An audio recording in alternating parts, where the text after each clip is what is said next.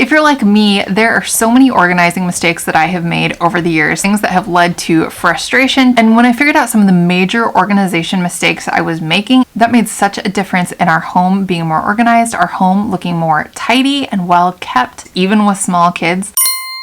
And so I wanted to share some of those things with you. Maybe they can be helpful. I hope they can be helpful.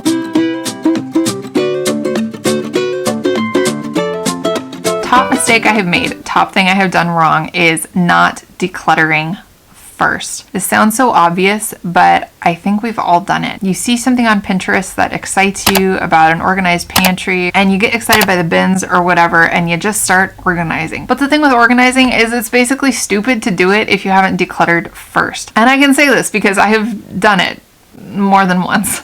Decluttering is so essential. You have got to do the work of decluttering first before you start organizing. You have to know what you're actually going to keep. You have to weed out the stuff that is not supposed to be in there. Then you will have a clear eye to actually see how things need to be organized and what you need to do. You've got to declutter first. And be ruthless. If you need permission, I'm giving you permission. Be ruthless.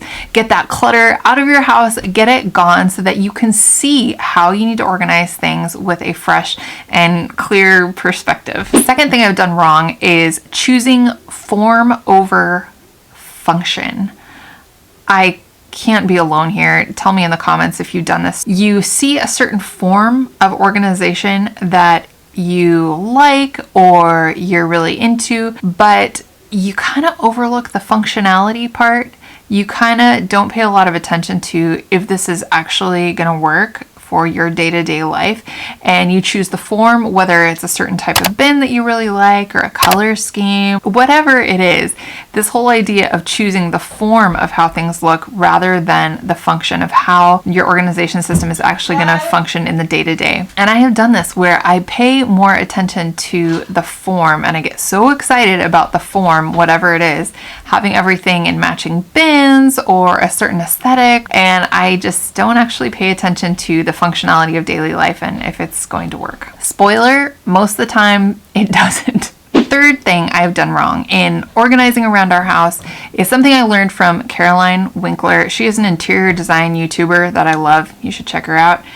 But she talks about this whole idea of active zones versus passive zones. And active zones are areas where we are grabbing stuff all the time. There's a lot happening there. An active zone would be like your kitchen counters or your bathroom counters. Passive zones would be places like the top shelf in your closet, or you get the idea.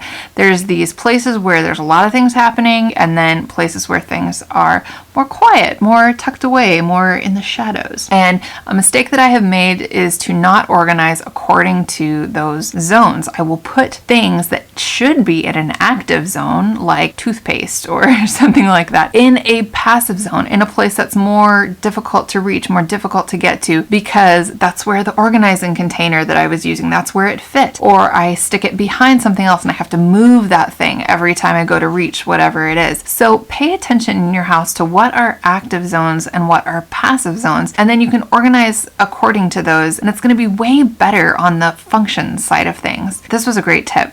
Thank you, Caroline. Another mistake I have made is not organizing according to my personality. So if you've ever heard of Cass from Clutterbug, she talks about different types of people and how they organize differently. So there's different bugs. It sounds funny, but it makes a lot of sense. So there are certain types of personalities that like to have things out where they can see them. There are certain personalities that like to have things kind of more hidden away. It kind of runs the gambit, and you might be some combination of that.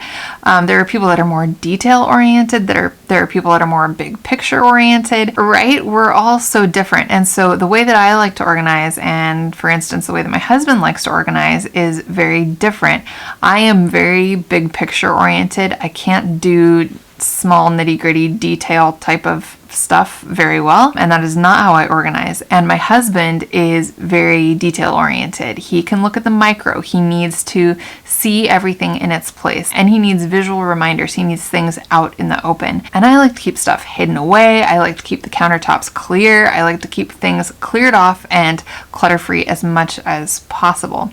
So it's important in the organizing of your home. So for me, the organizing of our kitchen, for my husband, the organizing of his home office, or the organizing of his workbench in the garage, we are each organizing in a way that makes sense to us. I could not organize the kitchen in a detail-oriented type of way. I need big categories because otherwise it's not sustainable for me. The organizing system will break down very quickly because I do not have the patience to maintain that sort of system. And if you are one of those people that does, God bless you.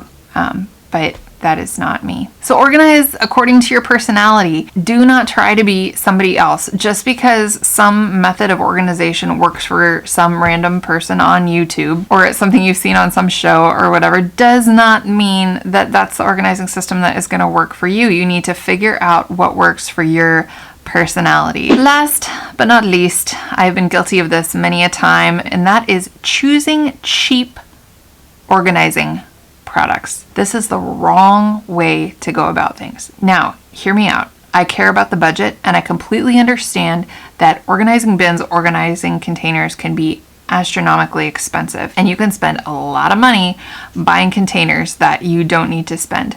But I will say I have made the mistake for many years of buying little organizing baskets from the Dollar Tree or different random things I picked up at a thrift store or whatever that are not good quality. When you are talking about baskets and bins and organizers that you are getting into and using all of the time, they are receiving a lot of wear and tear. It just does not make sense to use cheap plastic stuff from the Dollar Tree that is not going to hold up long term. It makes sense, if you can, to lay out a little bit more money to buy things that are going to last. They are going to put up with the wear and tear of being used all the time, multiple times a day. And it doesn't have to be aesthetically perfect. They don't all have to match. They don't all have to have matching labels, but just sturdy. Do you know what I'm saying? I wasted a lot of time and money buying stuff that was not sturdy, that just does not hold up in the long run. So that's why I say, back to the beginning, to declutter first. That's so important. You don't want to spend good money on bins that end up not being the right size, end up not being what you need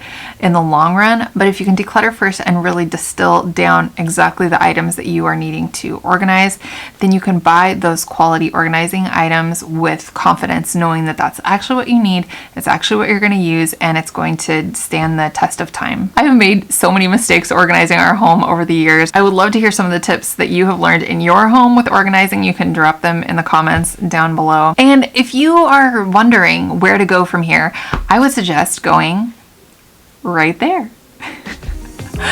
I'll see you in the next video. Bye.